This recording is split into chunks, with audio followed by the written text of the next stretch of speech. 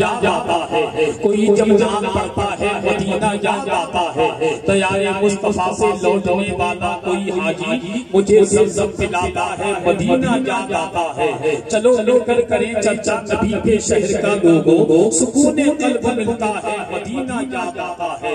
بہت اچھے انداز سے شاہکار ترنم بھائی تاج محمد عبدالرؤف صاحبان سے نبی کی نعت اور منقبت کے شعر سماعت کر رہے تھے۔ آپ اپنے ماتھے کی نگاہوں سے دیکھ رہے ہیں نیپال گنج کی مقدس زمین کے وہ ذمہ دار علماء کرام ممبر شریف پر موجود ہیں۔ اگر میں سب کا نام لوں گا تو وقت کافی لگے گا، حالانکہ یہ سب میرے سر کے تاج ہیں۔ ان کے قدموں میں لگنے والی دھول کو اپنی آنکھوں کا سرما بنا کر کے میں ایک شعر پڑھ کے بہت تیزی کے ساتھ مائک سے گزرنا چاہتا ہوں کہ میدان کربلا کا میرے پیش نظر ہے۔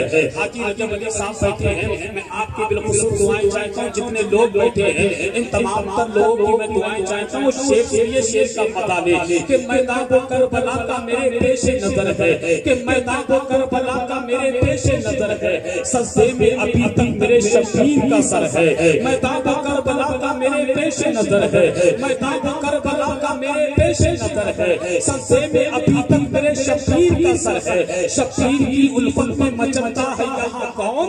اللہ کے محبوب کو تو سب کی خبر ہے۔ شبیر کی الفت میں مچلتا ہے یہاں کون؟ شبیر کی الفت میں مچلتا ہے یہاں کون؟ اللہ کے محبوب کو تو سب کی خبر ہے۔ اور حنیف بھائی ایک شعر پڑھتا ہوں میں، خدا کی قسم نیپال والوں مجھے بھول سکتے ہو مگر آنے والے شعر کو زندگی میں نہیں بھولو گے۔ میں توجہ چاہتا ہوں کہ میدان کربلا کا میرے پیش نظر ہے، سجدے میں ابھی تک میرے شبیر کا سر ہے۔ میدان کربلا کا میرے پیش نظر ہے، سجدے میں ابھی تک میرے شبیر کا سر ہے۔ شبیر کی الفت میں مچلتا ہے یہاں کون؟ اللہ کے محبوب کو تو سب کی خبر ہے۔ بھوکے نہیں مرتے ہیں کبھی دین کے عالم، بھوکے نہیں مرتے ہیں کبھی دین کے عالم، بھوکے نہیں مرتے ہیں کبھی دین کے عالم، یہ فاطمہ زہرا کی دعاؤں کا اثر ہے۔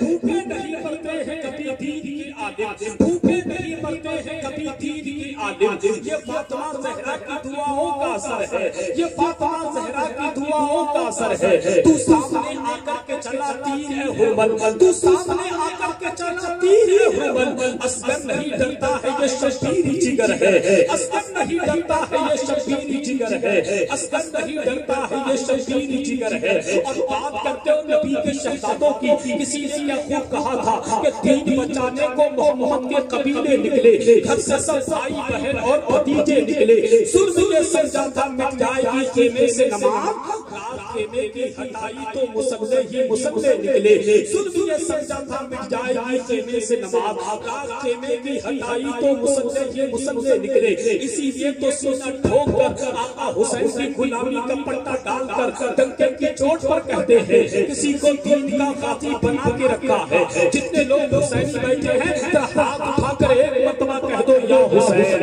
ذرا دل سے بولو دل سے یا حسین، اور محبت سے کہیے یا حسین کہ کسی کو دین کا غازی بنا کے رکھا ہے، کسی کو وقت کا راضی بنا کے رکھا ہے، کہ کسی کو دین کا غازی بنا کے رکھا ہے، کسی کو وقت کا راضی بنا کے رکھا ہے۔ میرے حسین کے کرب و بلا کا ایک سجدہ زمانے بھر کو نمازی بنا کے رکھا ہے، میرے حسین کے کرب و بلا کا ایک سجدہ زمانے بھر کو نمازی بنا کے رکھا ہے، زمانے بھر کو نمازی بنا کے رکھا ہے۔ اب آئیے بہت تیزی کے ساتھ جماعت اہل سنت کا وہ نوجوان خطیب اہل سنت ترجمان مسلک کی اعلیٰ حضرت اسلامی اسکالر حضرت العلامہ حضرت علامہ مفتی سمیع الحسن قادری صاحب قبلہ کی آمد ہو رہی ہے۔ پوری ایمانداری کے ساتھ بلند آواز سے حضرت کا استقبال کر لے، بس اس شعر کے ساتھ کہ غور سے سن لے میری بات زمانے والے، ہم ہیں نیزے پہ بھی قرآن سنانے والے، غور سے سن لے میری بات زمانے والے، ہم ہیں نیزے پہ بھی قرآن سنانے والے۔